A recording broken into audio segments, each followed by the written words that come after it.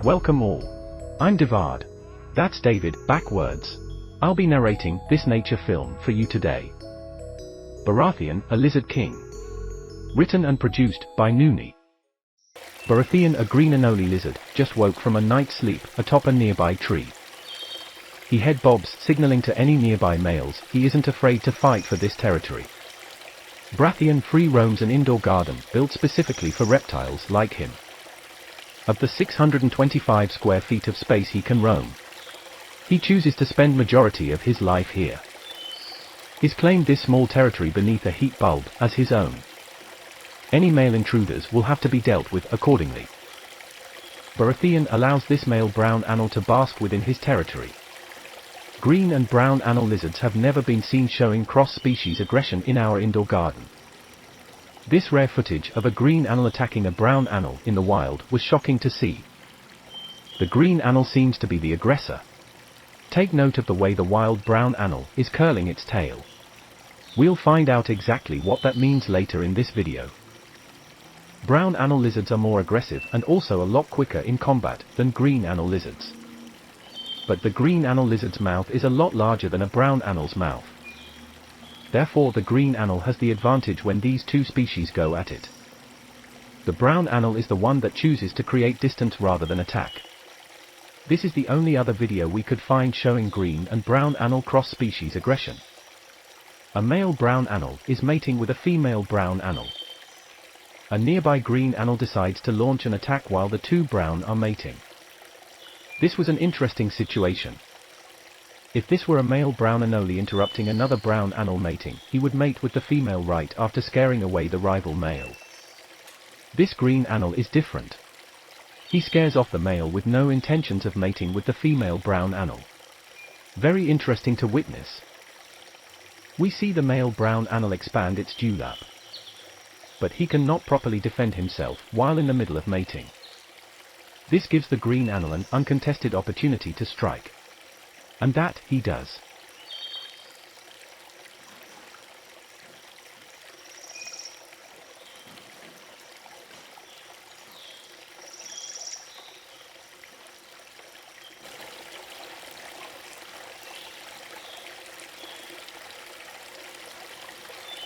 Baraatheon woke up a little later than other lizards today. That gave any early bird male green anoles an opportunity to enter his territory while he slept. He takes a quick look around, then heads to a comfortable spot on a leaf to bask beneath the warmth of the heat bulb.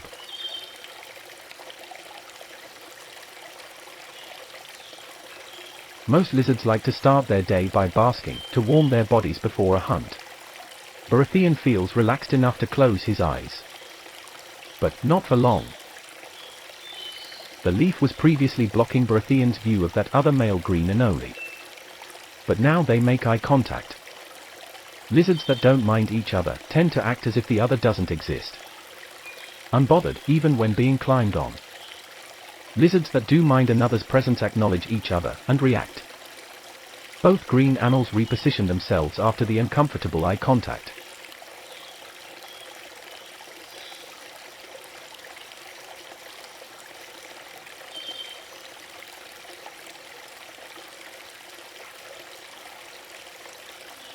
Baraatheon chooses to hop up onto this pole that holds their heat lamp above.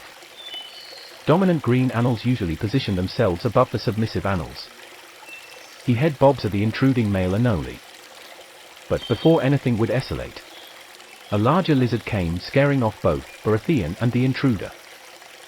You'll get a chance to see the larger lizard I speak of soon. Before then, I'd like you to meet Chop, the dominant brown anole of this territory. He's headed down for a bask after a cold night's sleep atop the tree. This submissive male brown anole is forced out of the territory as Chop hops down. Chop was released into the garden only a week ago. He defeated two males in combat his first day, securing this territory. An orange-throated skink, who lives in rocks just below, is out for a bask. This is the species of larger lizard that I mentioned earlier. Baraatheon was spooked by one of these guys. In the world that these lizards live in, the dominant male secures access to the best basking spots, hunting locations, and females. A younger submissive anole is here to get his share of the warmth. A timid head bob. Body language signaling that he means no trouble. But he'll have to stay away from Chop. The orange-throated skinks are one of the most active species in the garden. They often flicker their tongue in and out, similar to snakes, picking up scents as they move along.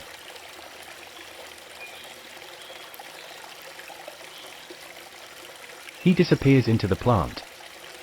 And just as quick as he left, is back to bask a bit more.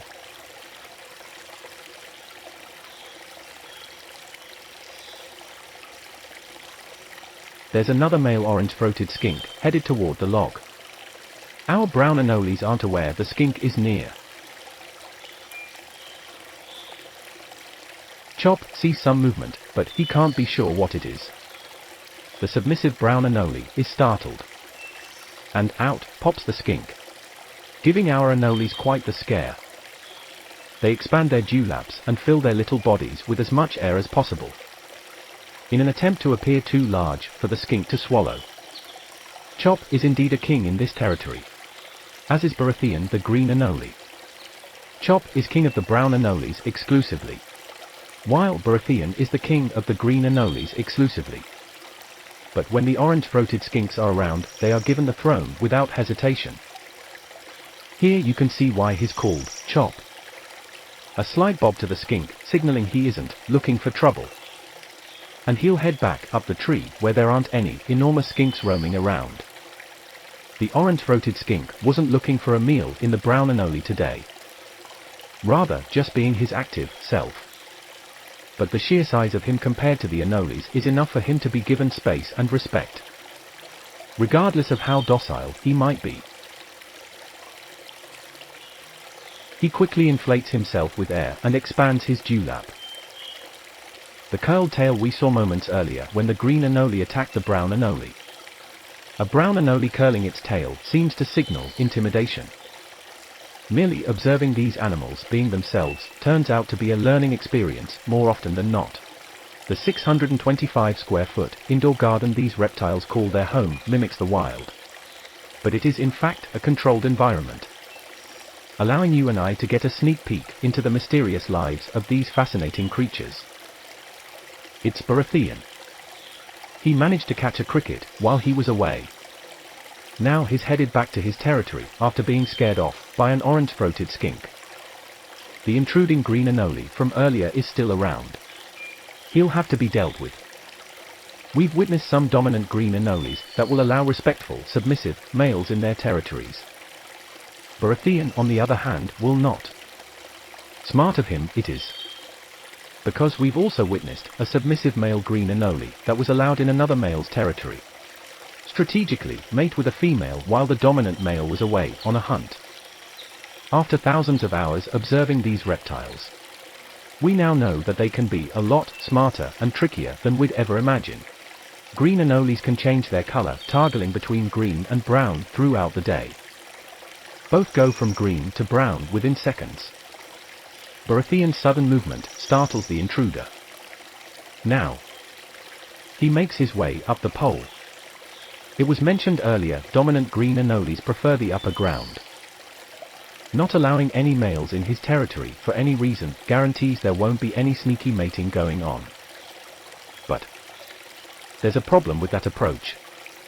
Dominant anoles that are eager to battle any male in sight do not usually reign for long.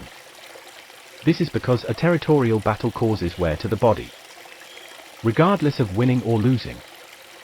Every victory pushes a dominant male anole a step closer to the inevitable time that it will be defeated.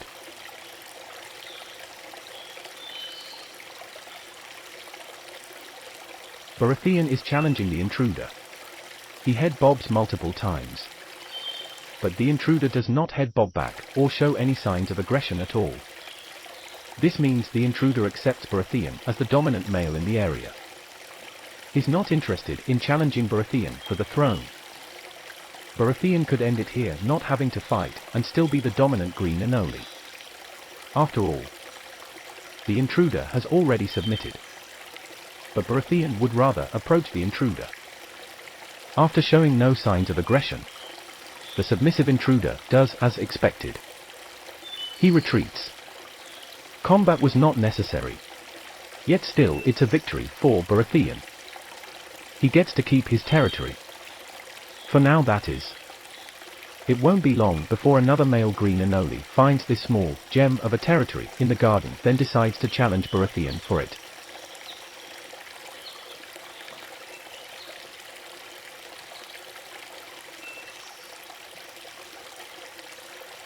There were no females in sight, so the intruder couldn't have been trying to mate.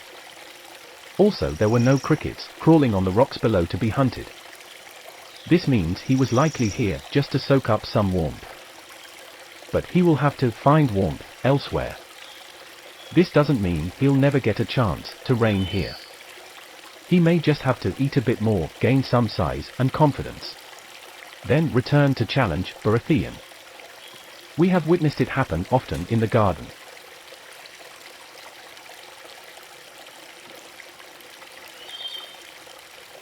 This is how Baraatheon prefers his territory. Not a single male green anole in sight. There will be no soaking up free warmth in this kingdom. Well, at least he thinks there are no males soaking up warmth in his territory.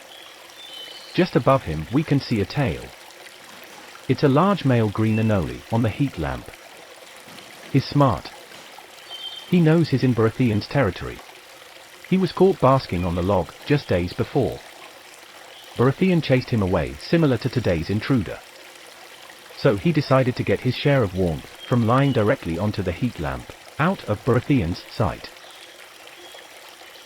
The submissive brown anole returns as soon as the coast is clear. Chop, the dominant male brown anole of this territory, is still up above atop the tree. The submissive anole is completely aware that this is Chop's territory. Thus his body language remains submissive. If this had been a territory unoccupied by a male, he'd stand tall and proud while basking. Like we've mentioned before, green anoles and brown anoles have never shown aggression toward one another in the garden. Baraatheon is unbothered by the male brown anole. Before he can properly relax, he wants to make sure there are no more intruders. The patrol begins.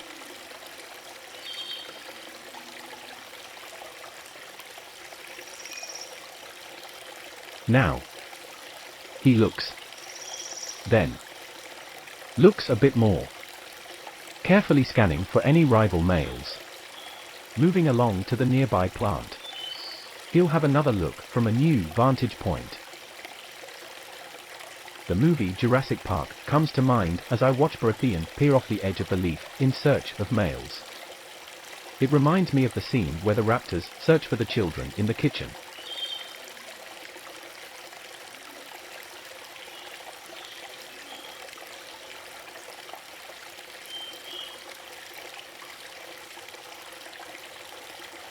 The perimeter of his territory seems to be secure. And so, Baraatheon, the Green Anole King, returns to the throne he was willing to fight for. And for good reason. It's only one of the best basking spots of all the 7 kingdoms in the reptilian garden realm. Baraatheon can finally relax. The submissive brown anole can relax as well. Because Chop, the brown anole king, has yet to return. Looks like we may have spoken a bit too soon. Is the orange-throated skink coming back? If so, Baraatheon and the brown anole will surely have to bend the knee, allowing the much larger skink to have the best basking spot. Baraatheon climbs up the pole where he feels safe. Could the skink be hungry? We see the curled tail once more, and out pops the dewlap. Find out what happens in the next upload on Reptiles Uncaged YouTube channel. Thank you for watching. Consider subscribing for more fascinating nature content.